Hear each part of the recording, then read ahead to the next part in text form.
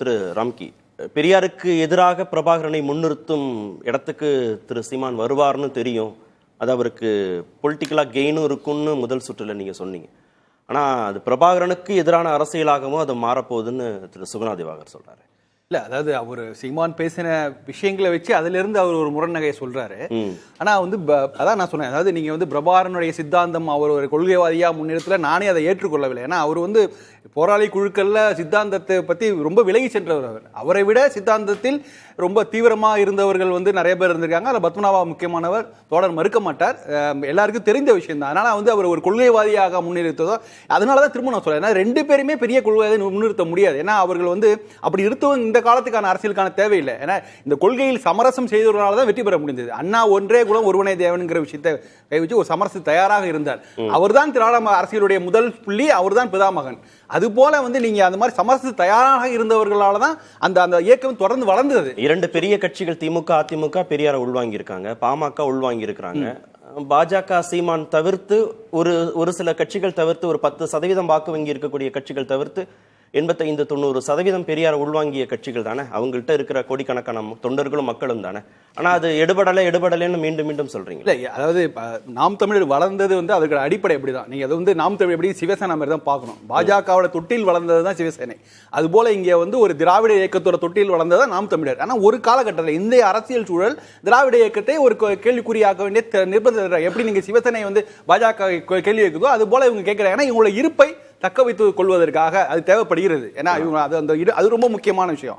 அதனாலதான் இப்ப நம்ம சீமான எழுப்ப கேள்விகளுக்கு பதில் இருக்கிறது. நான் இல்ல பெரிய அரசியல் பதில் இல்லைன்னு சொல்ல, ஆனா அவங்க தவிர்த்து விட்டு அவர் பேசக்கூடாது அப்படிங்கிற விஷயத்துல பாக்குறாங்க. அப்படி அவர் பேசினாலும் அதுக்கு பின்னாடி ஒரு உள்நோக்கம் இருக்கு, அவர் பின்னாடி சில பேர் இருக்காங்க அப்படிங்கறத நோக்கில கொண்டு போறாங்க. பதில் தான் சொல்லணும்ன்றீங்க. பதில் சொல்லணும். ரெண்டாவது, நீங்க இப்ப நீங்க ஒரு கேள்வி எழுப்பாத பாருங்க, நீங்க வல்லாரை அவர்கள் அபகரிக்கிறார்கள், நீங்க அழிக்க நினைக்கிறீங்கிறாங்களா? அது சரியான வாதமாக தானே படுது. ஏன்னா நீங்க திருவள்ளுவருக்கு காவிசியம் பூசுன்னு சொல்லும் போது பெரிய அளவுல மக்கள் கொந்தளிச்சு இருந்தாங்க.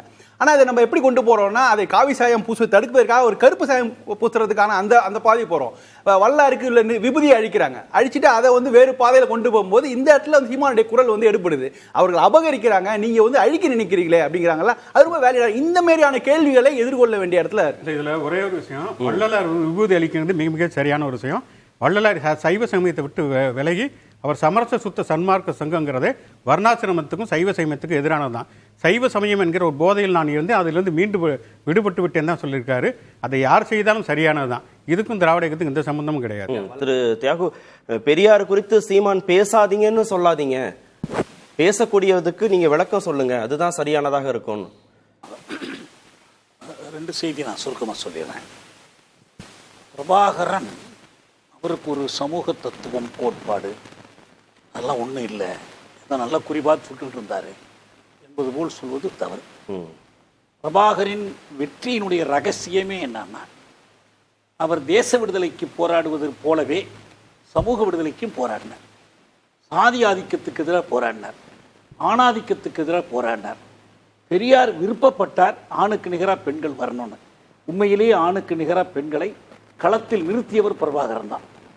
இப்போ இந்த பத்மநாபா இவங்கெல்லாம் இருந்தாங்க பாருங்க, எல்லாம் மார்க்சியம் சேப்பு துண்டு எல்லாம் பண்ணாங்க. ஆனால் இந்திய வல்லரசினுடைய கைப்பாவைகளாக மாறி தலையாட்டிகளாக செயல்பட்டார்கள். அதனால் மக்களிடமிருந்து தனிமைப்பட்டார்கள். பிரபாகரன் தேவையில்லாமல் எதிர்த்து கொள்ள, ஆனால் நீ படையெடுத்து என்னை தாக்க வந்தால் உன்னை எதிர்த்து நான் நிற்பேன் என்று அலம்பில் காடுகளில் முகாம் அமைத்து இந்திய படையை துரத்தினார். அதனால மக்கள் அவர் பின்னால் நின்றாங்க. தன் போராட்டத்தில் அவர் உறுதியாக நின்றார். அவருக்குன்னு தெளிவான சமூக பார்வை இருந்தனால தான் இதெல்லாம் செஞ்சாங்க. ரெண்டாவது, இப்போ நீங்க இப்ப கேட்கறது என்னன்னா, என்ன கேட்டீங்க? இல்ல, பெரியாரை பத்தி பேசாதீங்கன்னு சொல்லாதீங்க, பெரியாரை பத்தி அதுக்கு பதில் மட்டும் சொல்லுங்க, விளக்கம் மட்டும் கொடுங்க. நான் சொல்றேன், பெரியாரை எதிர்த்து பேசுவதற்கு பிரபாகரன் முதுகுக்கு பின்னால் போய் ஒளிந்து கொள்ளாதீர்கள், நீங்களே வாங்க, பெரியாரை பத்தி நீங்க பேசுங்க. பெரியாருக்காக பேசுறத நாங்க பேசுறோம், பெரியார் மீது இருக்கிற விமர்சனங்களையும் நாங்க சொல்றோம். எங்களுக்கு ஒண்ணு எந்த தயக்கமும் இல்லை. சரி, பிரபாகரனுக்கு பிரபாகரன் முதுகுக்கு பின்னால் ஒளிந்துக்க வேணாம் தான் சொல்றோம்.